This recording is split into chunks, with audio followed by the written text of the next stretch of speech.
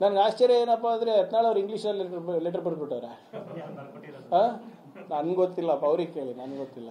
ಈಗ ನನ್ಗೆ ಗೊತ್ತಿರೋ ಹಾಗೆ ಅವರು ಕನ್ನಡದಲ್ಲೇ ಹೆಚ್ಚು ಮಾತಾಡೋದು ಮತ್ತು ಹೆಚ್ಚು ಇದು ಬರೆಯೋದು ಪತ್ರಗಳು.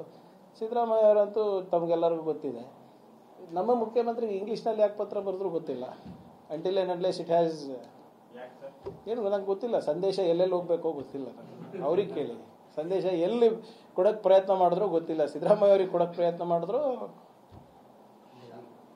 ಸರಿ, ಯಾರು ಗೊತ್ತಿಲ್ಲ, ಅವ್ರಿಗೆ ಕೇಳಿ ಸರ್. ಅದನ್ನು ನನಗೆ ಕೇಳಿದೆ.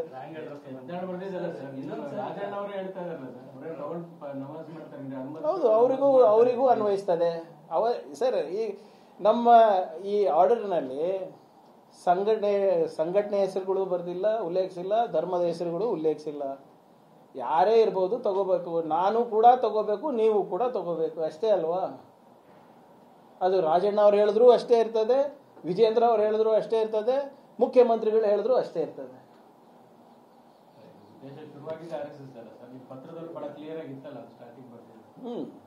ಥರ RSS ಹಾಗೂ ಇನ್ನಿತರ ಸಂಘಟನೆಗಳು. ಇನ್ನಿತರ ಅಂದ್ರೆ ಎಲ್ಲರೂ ಬಂದ್ರಲ್ಲ ಅದರಲ್ಲಿ.